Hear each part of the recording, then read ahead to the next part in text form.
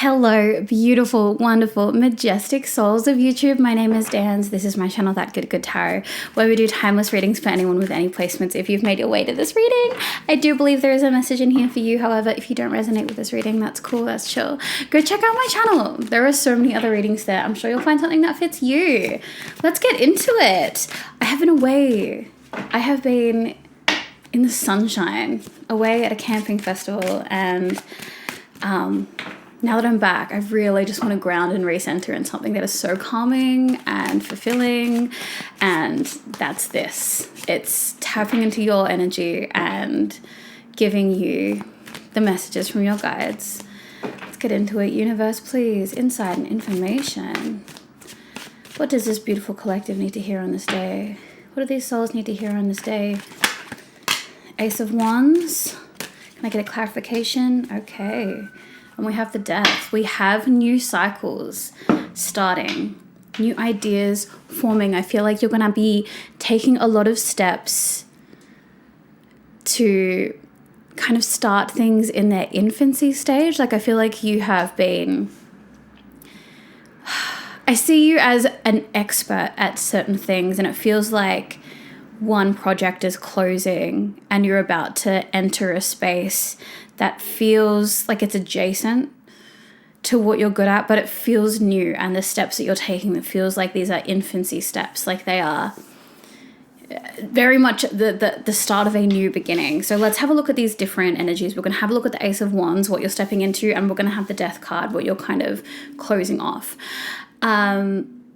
If you've been a regular watcher of these readings and you're one of those energies that's going through that you're in your transitional era, this could very much be another reading about what's going on with you, but it feels like there's a real turning of the wheel, momentum starting to happen, which I'm really excited about for you.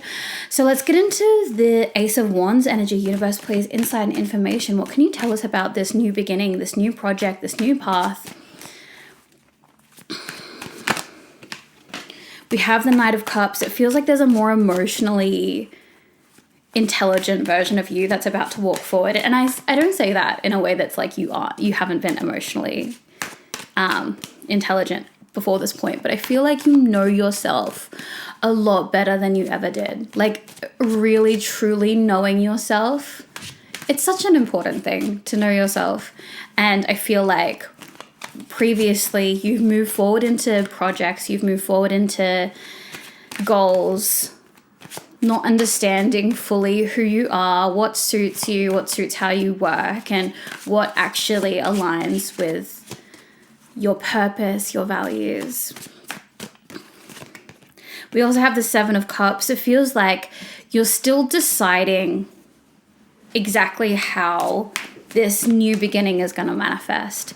Let's get some more clarifying cards on that, because it could be a few different things that you are open to, and I love that energy for you. I know that's been a big message coming through recently, just like stay open to it, stay open to it. Two of Pentacles, strength.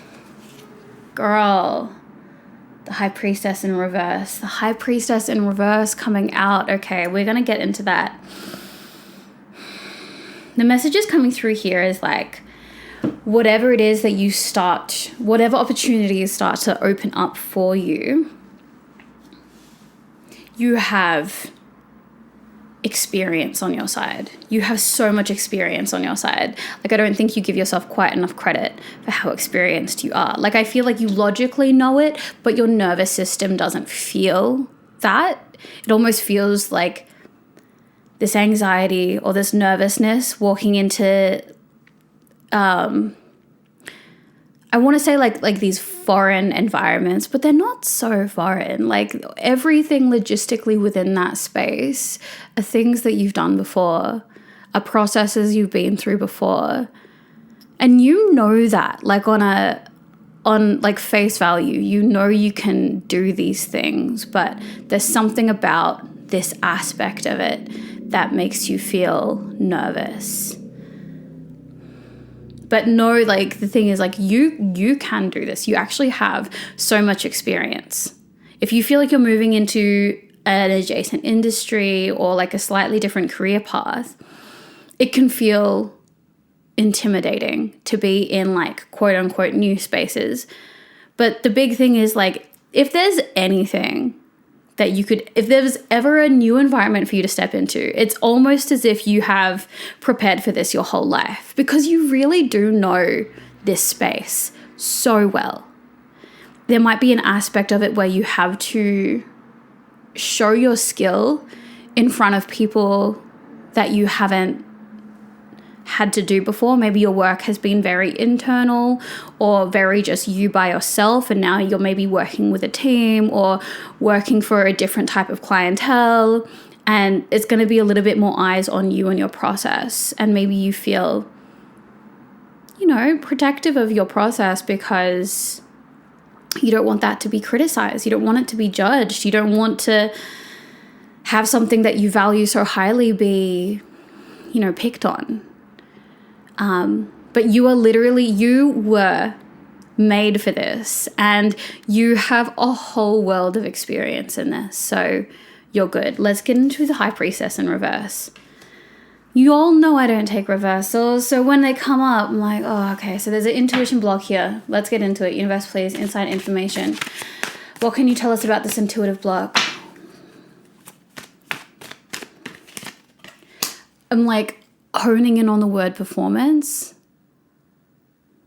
There seems to be some fear and nervousness around performance, like how you do. And because of that, it's stopping you from... It's stopping me from actually getting into it because it doesn't want me in. You're trying to protect. This part of your energy is very protective to the point where you just like don't do anything. Like it becomes very avoidant. Oh, what's that? Okay. All right. Why am I sad as I try to get into this? Yeah, it feels like there's part of you that really does not want someone seeing what you do as bad when you feel like it's something that you do really well. And part of your ego is really, your ego and your identity is really propped up by this like certain skill or like passion or like this path that you have. Okay, I can respect that your energy doesn't want me to get in there, so just like stop attacking me. I'm not going to. Okay, that's fine. Respect.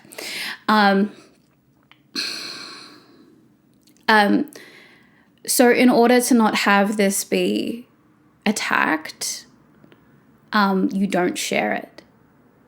It feels like you don't participate in sharing it in order to protect yourself. And the reason why that's blocking up your intuition is because you're not just blocking yourself in one space, you're blocking yourself in so many spaces. And because you're not letting that path, it's a whole channel of energy flowing in towards you and flowing out of you that it's like blocked. Because you're not sharing, and you see it as protective, but it's like clogging you up. Like there's a tension that sits there. And the message is like, you just need to, we have the Ace of Swords, Ace of Pentacles, like you can so easily unblock this pathway, this channel by just sharing with people.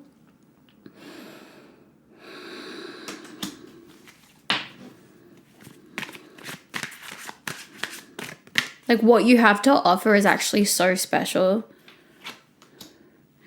And you're really like locked in with this idea that like you do it alone. You seem to feel like it. Okay, the reason why I say this is we have the Devil and the Five of Pentacles. We have the energy of like you tying yourself toxically to this thing and the concept of you being outside on your own. Like it feels like maybe part of you has grown this idea that it's like better that you do it by yourself. It's better that you are able to do everything by yourself. But really what's been going on is you've just been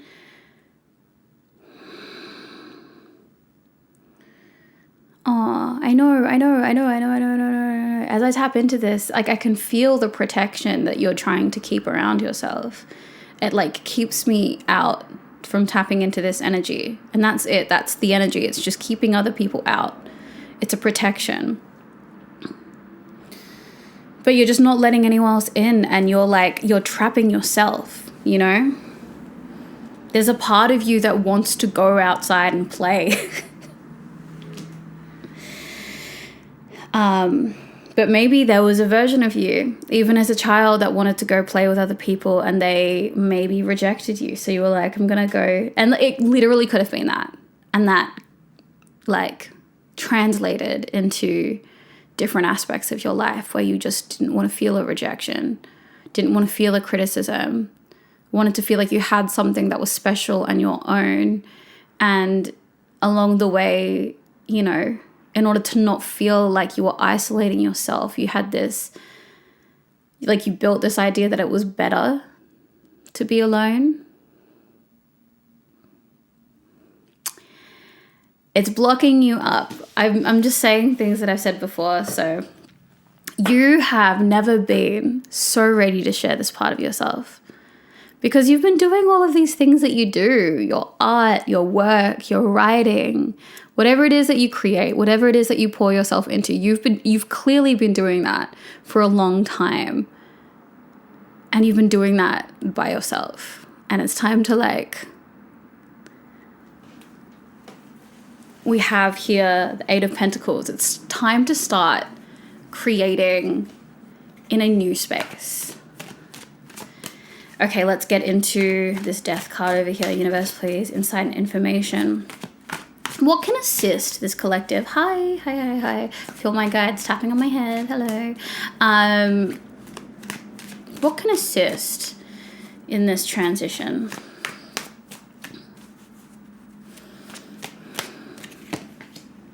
Hierophant, Four of Cups, Four of Pentacles, Queen of Pentacles.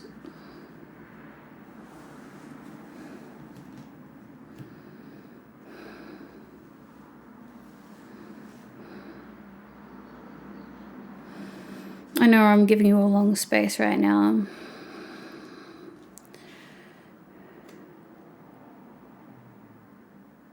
Okay, so opportunities and offers that come forward are going to be coming from people that are like wisdom holders. We have the Hierophant and we have the Four of Cups. The universe is bringing you people and resources that are there to help you grow. It's really important that you just don't look at an opportunity and be like, that's not for me, that's not for me, that's not for me, because you're still kind of moving through like shedding old skin. And I think that a part of that was automatically saying no to these potential collaborations or pathways that would mean you're interacting with your craft in a different way. And the universe can see the cycle that's coming up for you, the evolution that's coming, and is sending people towards you to help you with that. Really, really important to like not say no in the way that maybe in the past you would have. Just kind of be open to it. You can always say no after experiencing a situation and be like, you know what, this isn't for me, but don't say no straight off the bat. I really do feel like this is a reading for, creatives, writers. I don't know what you do. Feel free to tell me if you want. The other thing is that like your work can't grow in the dark. Like your work needs light. Your work needs sunshine and water. And so you need to release the things that you've been working on. You need to let them out into the world, whether they're a script or a draft or whatever it is. Like you need to let it see light, which could just be other people. It doesn't need to be like it's published and it's out there, but it needs air and light and water to like breathe, because what you're creating, you know, it kind of takes on a life of its own. It has its own energy. It has its own momentum. So you could be a writer, a painter, a visual artist. You could be a musician. Like when you create things like this, they start to take on their own energy. And I think this is there's something that's so beautiful about, particularly for me. I'm a musician. There is an energy that what we make, it exists beyond us. That energy that we put into that, it kind of morphs into this other thing. And, you know, we can have Stevie Wonder songs that in 50 years' time will still hold an energy that can affect someone. And I feel like when you're making things like that, that's exactly what's happening. Like it holds an energy. And if you're like keeping it confined, I don't think that's what you want. I don't think that's why you do what you do. Even if it's not for the whole world to see and for the whole world to hear, it is for that energy to be expressed and to exist. And that energy has an impact on others when they see it, when they receive it, when they hear it. Let your work see the light. This has been a very strangely specific reading. I think I'm going to have to put in the title that it's like for creatives. Anyways, let's get into the oracle card. How long have I been? 16 minutes? Girl, okay. This has been interesting. Universe, please, last words of insight information for this beautiful creative collective here. We have, don't worry, darling, you'll find your way. The red rose, overcoming obstacles, finding joy, carefree. I feel like there's so much worry. There's so much worry, especially over how you are going to be perceived. How you're going to be perceived by people in the current space that you're in, how you're going to be perceived in new spaces, what this is going to do to your reputation, how this is going to affect relationships. Like so much worry is really holding you back, and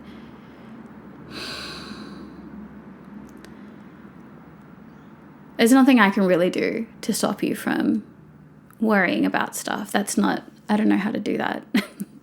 And only you can do that at the end of the day. But the message is that like everything is going to grow. Everything is going to thrive on the other side of this thing. So like I say in the other readings, just keep the faith, like keep going, keep working, keep doing it. Say yes to things that feel aligned. And I hope that with all of this going on and all of this worry, that I can be a little tiny dose of comfort, company, clarification, whatever it is that I can bring to you. I'll be thinking of you. I hope that you're doing well, and I'll see you in the next reading.